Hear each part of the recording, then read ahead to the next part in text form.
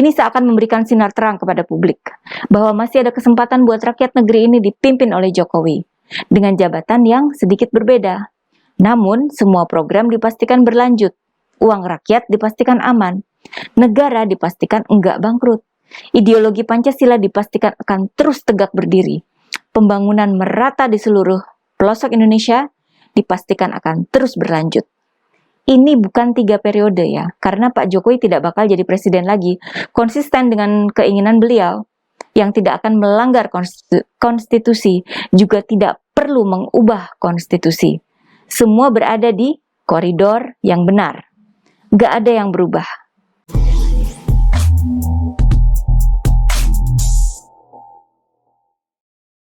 Hai guys, jumpa lagi dengan saya Nina Nur. Bersama-sama kita akan mengulik dunia politik dengan awas, waras, dan cerdas.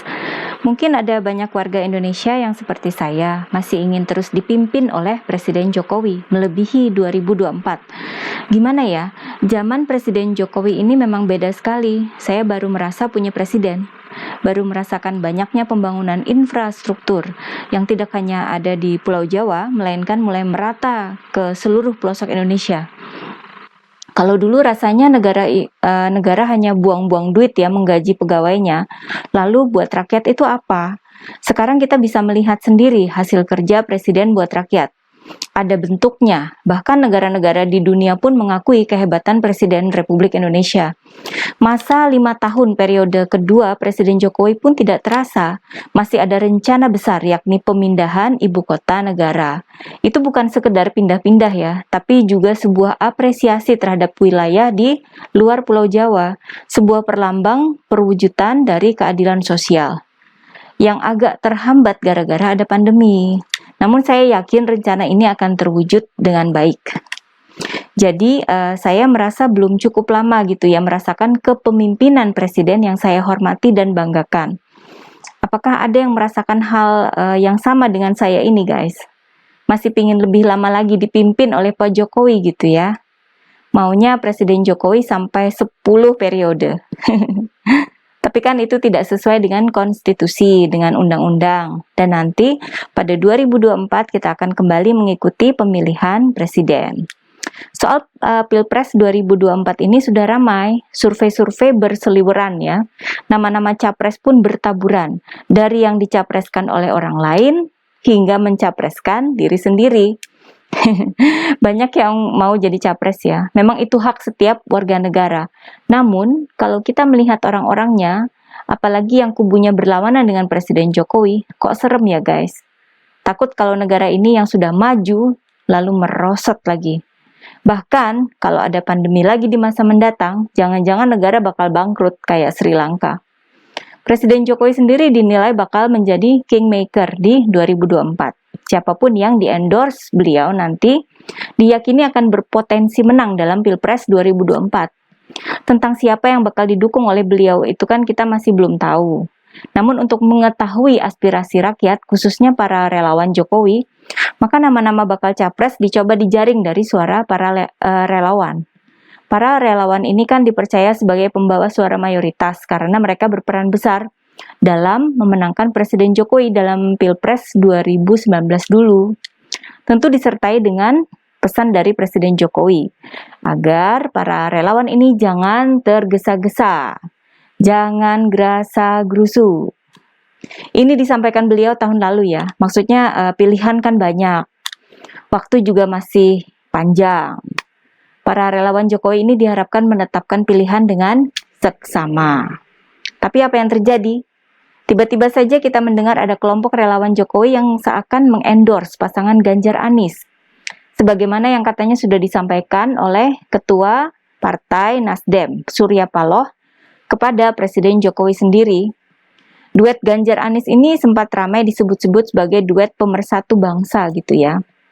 Wacana duet ini kemudian direspon oleh PDIP dengan mengungkapkan kriteria pemimpin yang akan diusung PDIP di Pilpres 2024. Ada 5 kriteria, diantaranya, nggak perlu disebut semuanya ya, diantaranya saja kokoh secara ideologi dan pemimpin yang mampu menyelesaikan masalah-masalah rakyat, sekaligus membawa tanggung jawab bagi masa depan.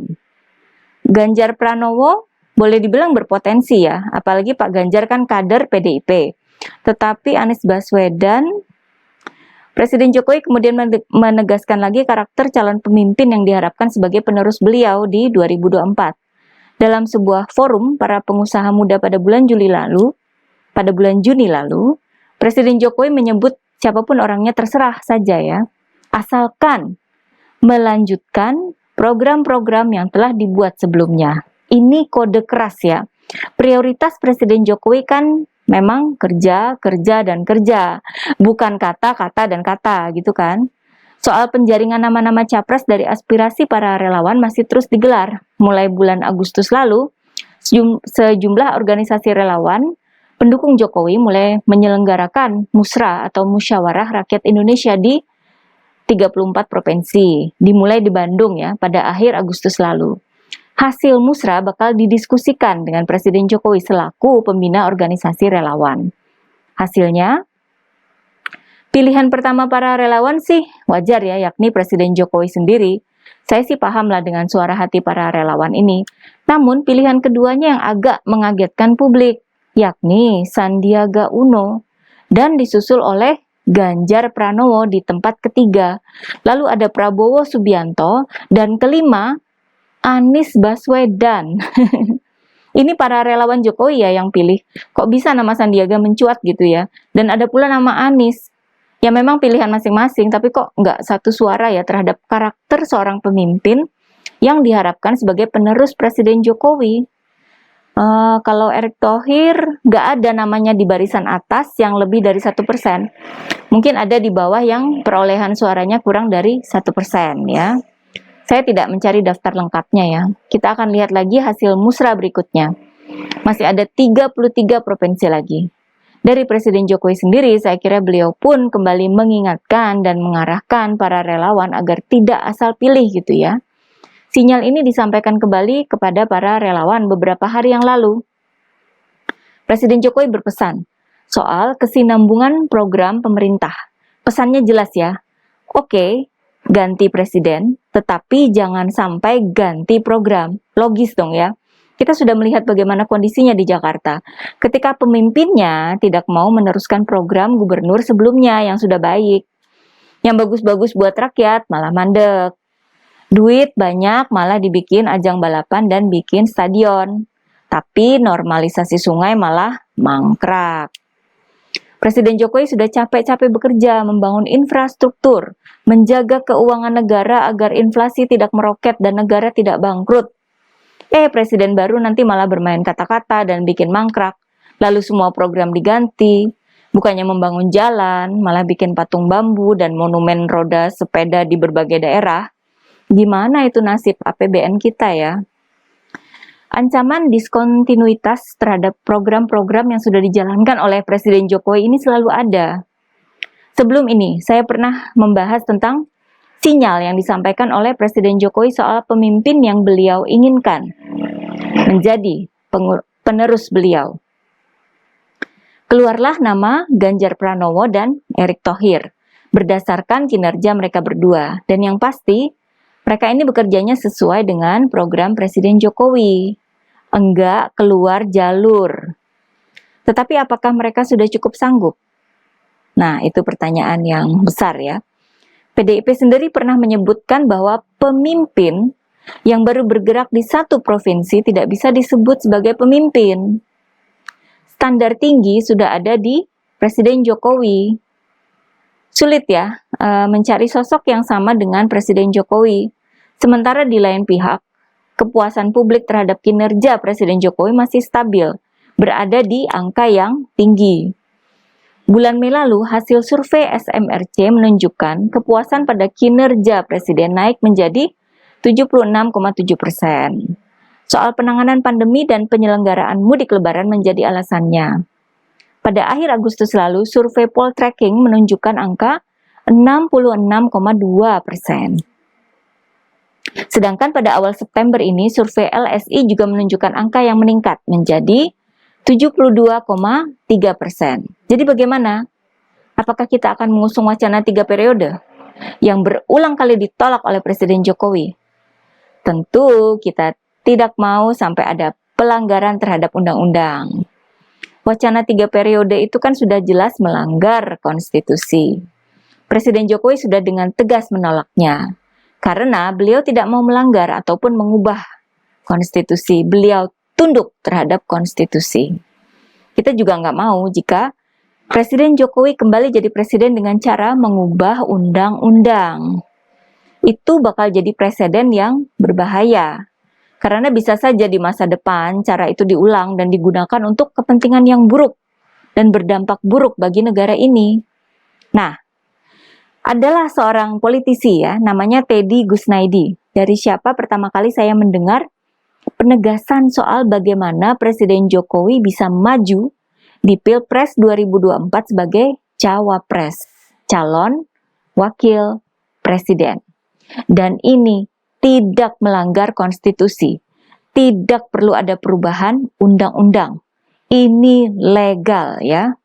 Namun Teddy juga menyebut belum tentu Presiden Jokowi mau. Kemudian Senin lalu ada di berita ya, pernyataan dari Mahkamah Konstitusi (MK) bahwa presiden yang telah menjabat selama 2 periode bisa menjadi calon wakil presiden untuk periode berikutnya. Itu secara normatif boleh kata MK. Yang tidak boleh itu kan dalam jabatan yang sama. Ini kata kuncinya. Dalam jabatan yang sama. Sekali lagi, jika tidak dalam jabatan yang sama maka boleh. Ini seakan memberikan sinar terang kepada publik bahwa masih ada kesempatan buat rakyat negeri ini dipimpin oleh Jokowi dengan jabatan yang sedikit berbeda. Namun, semua program dipastikan berlanjut. Uang rakyat dipastikan aman. Negara dipastikan enggak bangkrut. Ideologi Pancasila dipastikan akan terus tegak berdiri. Pembangunan merata di seluruh pelosok Indonesia dipastikan akan terus berlanjut. Ini bukan 3 periode ya, karena Pak Jokowi tidak bakal jadi presiden lagi, konsisten dengan keinginan beliau yang tidak akan melanggar konstitusi, juga tidak perlu mengubah konstitusi. Semua berada di koridor yang benar. Gak ada yang berubah. Kita sudah melihat bukti kepemimpinan Pak Jokowi.